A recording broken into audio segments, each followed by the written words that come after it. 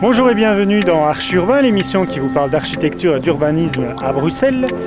Aujourd'hui, j'ai décidé de vous emmener en souvenir à l'Expo 58.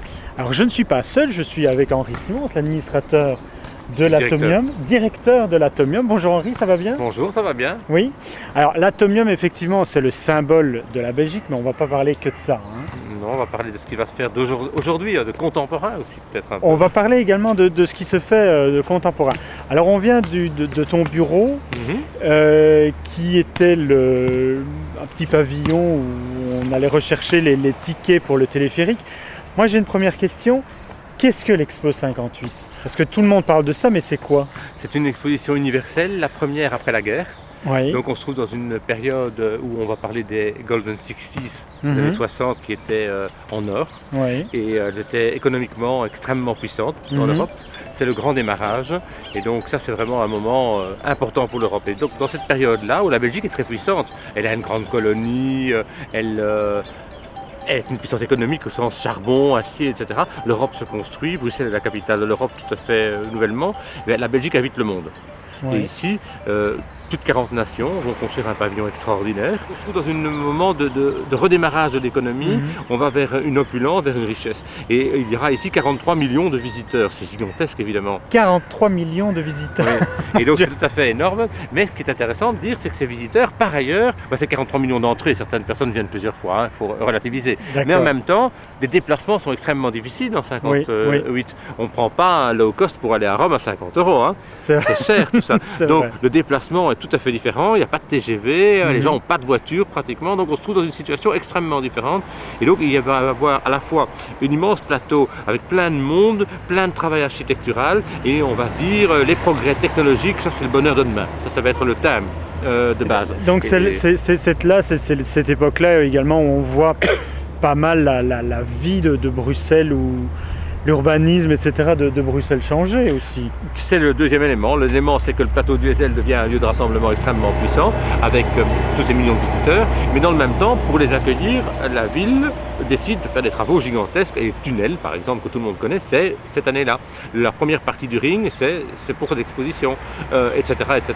Et donc, et il y avait déjà les transports en commun. Alors, il y avait énormément de tramways. Il y a par exemple du côté de l'Esplanade, une magnifique passerelle construite par un architecte de l'époque, Paul-Émile Vincent, une passerelle magnifiquement dessinée. Et vous voyez énormément de rails, peut-être une immense gare de tramway. Mais maintenant, on n'a plus besoin de toutes ces rails, bien sûr. Que reste-t-il de cette époque? Le symbole de la Belgique, l'Atomium, c'est fait dans quelle matière? Il est en acier aujourd'hui, à la fois en acier... Aujourd'hui, mais avant, c'était pas comme ça. Non, il était en acier déjà avant pour la structure portante, évidemment, qu'on ne voit pas. Et il était en acier, bien évidemment, c'est très solide. Il est il est construit... en fait, pour durer beaucoup plus que 6 mois. Il était construit pour 6 mois dans le sens un peu juridique du terme. L'exposition durait 6 mois. Mais Waterkane, qui l'a calculé, il l'a calculé pour le garder longtemps. Ça, il l'avait déjà intégré, lui. Et donc, il est très solidement construit en structure d'acier, en structure portante. Et les boules étaient habillées d'aluminium. Aujourd'hui, elles sont habillées de plaques d'acier. C'est ça, qui sera beaucoup plus... qui tiendra le coup plus longtemps. Qui tiendra le coup plus longtemps. Tu as cité le nom de l'architecte, on ne le connaît pas. L'architecte, c'est les Polacs, les frères Polacs, et Waterkane, et c'est lui qui avait la structure portante. L'Atomium est plutôt créé par l'ingénieur, André Waterkane, mais tout l'aménagement intérieur qui est très intéressant architecturalement, très très fort, années 50, enfin le style Spirou, c'est les Polacs, c'est aussi eux qui ont travaillé aux Résidences Palace, par exemple. C'est ça, exactement. Voilà. Dans les pavillons qui ont vraiment qui étaient répertoriés comme pavillons à visiter, il en reste peu sur le site. Il reste le pavillon américain, en partie du moins, qui est aujourd'hui occupé par des studios de la radio flamande, un petit peu la télévision. Il y a un restaurant qui était occupé par une industrie de couvreurs de courts traits. C'est tout ce qu'on peut retrouver sur place comme bâtiment peu historique. Mais d'autres bâtiments qui étaient ici intéressants ont immigré à Uccle, rue Verheuminge. Il y en a 3 par exemple, que Belgavox possède, dont un qui est super conservé. Et il y a la boîte Le Carré sur la 12, il y a une école à Wevelgem. Donc il y a des pavillons. Le Carré. Une boîte de nuit le long de la 12. C'est le pavillon de Côte d'Or. C'est le pavillon de Côte d'Or. Absolument. On danse dans le chocolat. Je ne savais pas. Parce que j'ai l'impression que j'étais là pour apprendre des choses. Mais oui, bien sûr. Et il y a également une fontaine qui se trouve juste au-dessus du Mont des Arts. Ah, c'est pas la fontaine comme telle, c'est l'œuvre d'art de Calder, l'oreille tourbillonnante. C'est une œuvre d'art qui se trouvait devant le pavillon américain, dans la pièce d'eau, que Calder avait, Alexandre Calder, celui qui avait fait les mobiles, a construit pour l'exposition de 58 et que les États-Unis d'Amérique ont donné après l'exposition à la Belgique et qui a fini par se trouver dans les caves des musées. Et donc, quand j'étais échevin, j'étais discuté avec la conservatrice des musées et ensemble nous l'avons sortie et mise au Mont des Arts de manière à ce qu'elle soit près du musée, donc elle était inventoriée comme une pièce du musée, mais en même temps elle est de nouveau accessible au public et elle tourne avec l'eau. C'était une des pièces, je trouve, majeures qui se trouvait ici au EZ en 58. C'est vrai. Alors on est à côté d'un premier rond-point, d'un chantier, mais un chantier dont tu es fier parce que on fête, il faut le dire, on parle de l'Expo 58-2008, ça devrait dire quelque chose.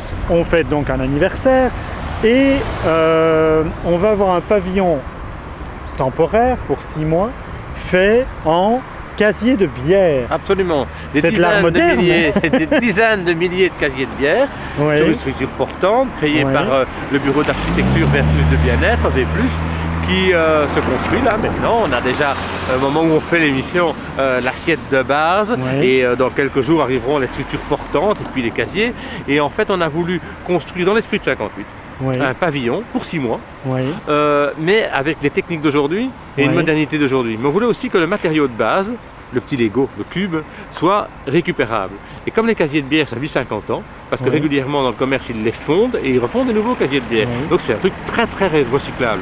Et donc notre pavillon est recyclable dans l'essentiel de sa structure. Et donc ce côté-là était très important.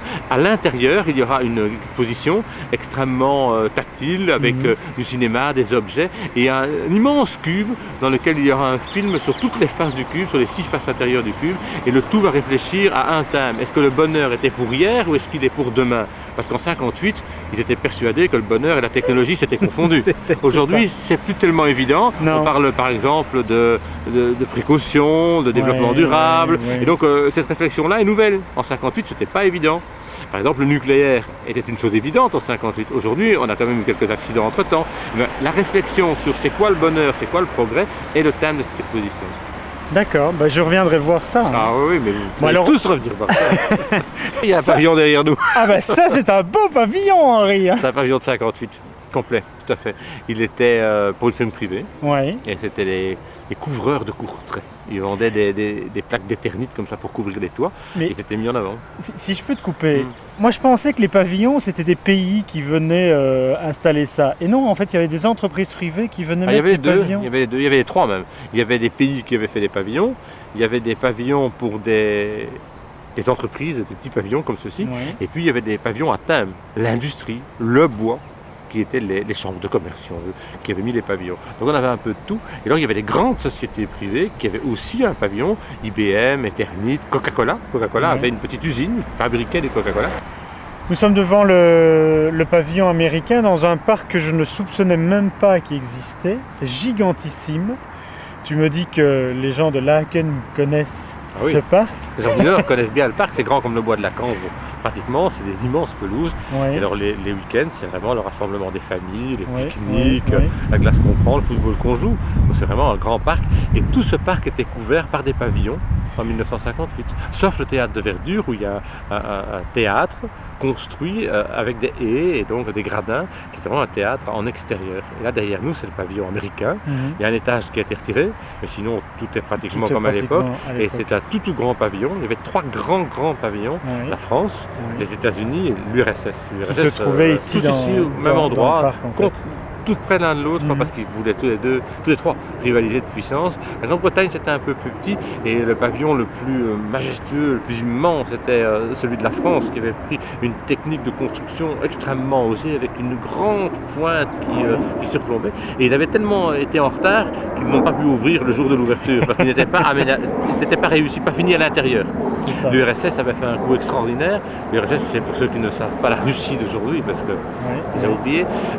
Eh bien, ils avaient mis le Sputnik, il était à l'intérieur et donc les gens venaient voir ça. Et dans le pavillon américain, il y avait là les premières télévisions en couleur qui étaient diffusées en boucle, pas vers l'extérieur. Donc on pouvait voir fonctionner une télévision en couleur pour la toute première fois. Est-ce que les palais des expositions, ça vient de l'Expo 58 ou c'était déjà là avant? C'était là avant, c'est l'exposition universelle de 1935. D'accord. Et quand on voit les photos, Oui. le palais 5, créé Oui. par Van Neck, un architecte de 1935, avait été recouvert d'une immense construction en couleur Oui. qui avait été faite par Jacques Dupuy et Oui. Albert Bontrider, deux grands architectes de l'époque. Albert Bontrider vit toujours d'ailleurs, et Jacques Dupuy était probablement un architecte majeur des années 50 pour la Belgique, et il avait construit cette immense fresque pour transformer ce bâtiment des années 30 en bâtiment des années 50-60, pour montrer la nouvelle architecture, l'architecture qu'on a appelée l'architecture ludique des années 50. Henri, je te remercie. Merci à tous ceux qui viendront voir le parc. Et l'exposition Bien et sûr. l'anniversaire Bruxelles Bonheur. Merci pour Bruxelles Bonheur. À bientôt. À bientôt. Merci, au revoir. Au revoir.